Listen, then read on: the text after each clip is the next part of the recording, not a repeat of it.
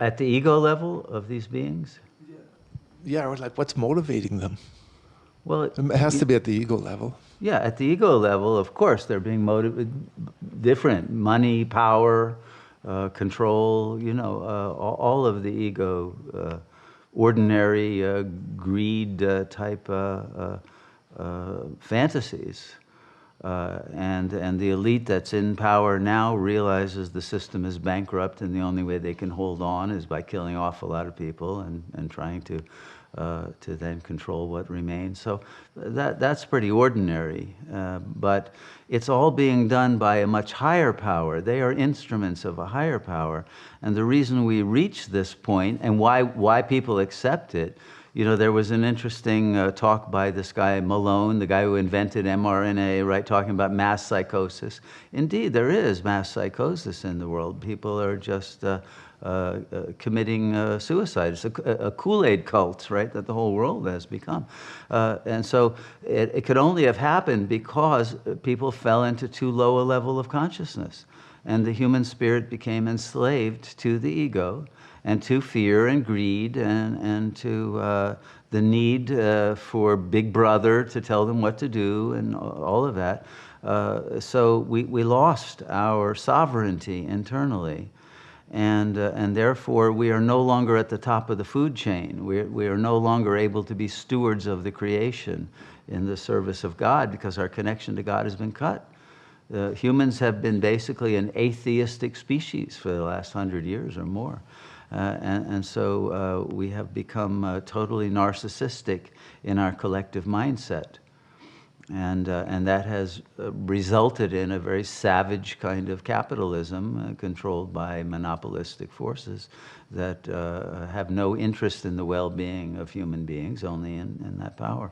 But it had to happen in the same way that when a person becomes terminally ill, things start to happen in their body that will speed up the process of dying, so that there isn't a long drawn-out torture.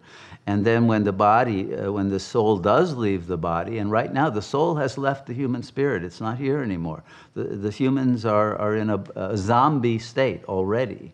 And so then you get, the worms start eating the body, and the bacteria and all of that. These forces just represent the decomposition of the collective human body of our conscious being that has become terminally ill and in effect has already died.